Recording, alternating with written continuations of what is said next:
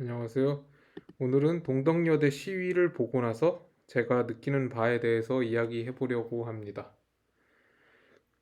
알다시피 동덕여대 시위는 굉장히 비이성적으로 진행이 되었습니다. 굉장히 폭력을 쓰지는 않았지만 뭐 어떻게 보면 재물손괴도 폭력이라고 하면은 굉장히 폭력적인 시위였죠. 그런데 여기에서 대다수 사람들은 동덕여대생에게 어떻게 저렇게 야만적일 수 있냐라고 비난은 하지만 그 사람들이 왜 그런 행동을 했는지와 그 사람들이 정말 이상한 사람들인지에 대해서는 분석을 별로 하지 않는 것 같아요. 대다수 여성들은 좋은 사람이지만 동덕여대생들만 굉장히 특수한 경우일까요? 저는 이것에 대해서 의문을 제기하고 싶고 대다수의 유튜버들이나 방송들도 이것에 대해서는 다루지 않아서 제가 조금 이야기를 해보려 합니다. 다만 여기에서는 그들의 법적 책임이나 아니면 공학 전환이 뭐 옳은지 틀린지 여부에 대해서는 전혀 언급하지 않을 겁니다. 왜냐하면 저는 법을 모르고 공학 전환이 옳은지도 그 학교에 대해 전혀 모르기 때문입니다. 제가 이야기하고 싶은 바는 그런 비이성적인 시위는 왜 발생할 수 있었는지 그것입니다. 그리고 과연 그 동덕여대생들이 정말 특수한 소수인지 그 의문에 대해서 오늘 이야기해 보려 합니다. 일단 동덕여대생들은 대다수의 여성과 굉장히 이질적인 집단인가요? 그렇지 않습니다. 왜냐하면 그들이 굉장히 격리된 환경에서 사이비 종교 신도처럼 그들끼리만 교류하면서 지내도록 법적으로 강제되거나 아니면 관습으로 강제된 게 있나요? 그렇지 않습니다. 동덕여대생들은 태어나면서부터 격리된 것도 아니고 여대에 다니면서도 자유롭게 외부인들이랑 교류할 수 있어요.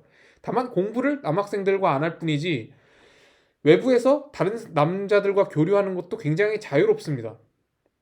대다수의 사이비 종교들이 왜 그런 이상한 행동을 하냐면 사이비 종교에 들어가자마자 그들을 외부인 심지어 부모로부터까지 막 분리하려고 그래요. 사이비 종교에서는. 그렇기 때문에 점점 그들만의 그 동질적 생각에 갇히기 쉽고 외부인의 생각을 들을 수 없기 때문에 사이비 종교 신도들이 굉장히 이상한 행동을 하는 거거든요. 외부인이 보기에. 그런데 동덕여대생들은 전혀 그런 환경이 아니에요. 그렇기 때문에 그들을 그 평범한 사람들의 생각과 완전히 분리되었다라고 보기는 굉장히 어렵다고 봅니다. 제 생각입니다. 나치 당원들이 굉장히 잔인한 행동을 했지만 그들은 개인적으로 만나면 굉장히 훌륭한 평범한 사람들이었어요. 훌륭한 가장인 사람들도 많았고 굉장히 모범적인 그 노동자들도 많았어요. 그랬듯이 아마 동덕여대생들도 뭐 물론 게으르고 굉장히 좀 싸가지 없는 애들도 있겠지만 안 그런 애들도 굉장히 많을 거예요. 그 시위대 2,000명 중에 굉장히 만나면 사회성도 좋고 굉장히 호감을 주는 그런 학생들도 있을 겁니다. 부모님도 전혀 그런 행동을 하리라 예상하지 못했을 만큼 평범한 여학생들도 많을 거예요. 그리고 동덕여대 시위는 아주 극소수의 과격한 여성들에 의해서만 지지받나요?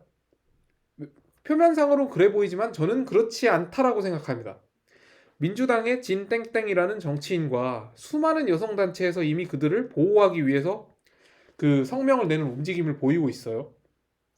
만약에 정말로 절대 다수의 여성들이 그런 폭력 시위를 보고 굉장히 부정적으로 생각한다면 득표에 환장을 하는 정치인들이나 아니면 그 정치인들의 기생에서 살아가는 여성단체들이 저렇게 행동할 수 있을까요? 저는 그렇지 않다고 생각해요. 아무리 여성단체의 그런 그 비호에 의해서 그런 시위가 계획되었다 해도 만약에 대다수의 국민들에게 미움받는 상황이라면 그 사람들 시위대들 그냥 나는 모르는 일이다라고 그냥 잘라버릴 겁니다. 그런데 그렇지 않고 그들을 지켜주려는 움직임이 있단 말이에요. 여러 정황을 볼 때 동덕여대 시위 적어도 그들이 내세운 구호는 상당수의 그 국민 집단에게 어느 정도는 지지를 받고 있다고 생각해야 저는 합리적이라고 생각을 합니다. 현재 주류 언론과 유명 유튜버들은 동덕여대생들이 져야 되는 책임에 대해서 굉장히 많이 이야기를 하고 있는데 물론 걔네들이 법적으로 굉장히 문제가 될 것이라는 것은 누구나 다 알아요. 사실 법을 전혀 모르는 사람들도 딱 봐도 알죠, 그거는. 그거를 자세하게 분석하고 그들이 받게 될 처벌에 대해서만 계속 얘기를 하는데 사실 저는 그것에 대해서는 얘기할 만큼 했다고 생각을 하고 그들이 받아야 될 책임을 굉장히 보면서 이렇게 좋아하는 그런 사람들이 많은 건 알겠는데 그거는 뭐 그렇게 필요한 이야기가 저는 아니라고 생각을 하거든요. 그리고 만약에 현재 대다수의 여성들에게 동덕여대 시위에 대해 이야기한다면 아마 얘기를 피할 겁니다. 어떻게 또 그런 얘기를 하냐? 지금 분위기 봐가면서 그런 얘기해. 지금이 그런 얘기 할 자리야? 이런 식으로 이야기를 할 거예요. 아니면 그냥 뭐 걔네들 뭐 시위 잘못했지. 걔네 잘못했으니까 처벌 받아야지. 이런 식으로 딱 얘기를 짧게 끝내고 가는 경우가 굉장히 많을 겁니다. 한마디로 얘기하기 별로 싫은 거죠. 그런데 이것은 민주주의의 위기라고 저는 어떻게 보면 생각을 하거든요. 굉장히 독재 정권에서 어울린 홍위병 비슷한 집단이 나왔다는 점에서, 그것도 사이비 종교 같은 폐쇄적 집단이 아니라 굉장히 개방된 집단에서 나왔다는 점에서 시사점이 굉장히 크다고 생각을 해요. 저는 굉장히 원인 분석을 철저히 해야 된다고 생각을 합니다. 굉장히 아쉬운 게 대다수의 유명 유튜버들이나 매스미디어에서 이를 다루지 않고 있어요. 그 원인에 대해서. 단순히 동덕여대생들을 마녀 사냥하고, 어떻게 보면 뭐 자기가 지은 죄에 대해서 이야기하는 거니까 마녀 사냥이라고 하기엔 적합하지 않을 수 있는데, 어쨌든 그 사람들이 지은 죄를 처벌하는 거에만 몰두하고 이거를 보면서 야, 속 시원하다 이런 식으로 이야기하는 거는 저는 별로 필요한 행동이 아니라고 생각합니다. 저는 어떻게 원인을 분석하냐면, 전체적으로 한국 교육에 문제가 있다고 생각을 하고 한국 사람들이 대다수가 돌아봐야 되는 행동이라고 생각을 해요.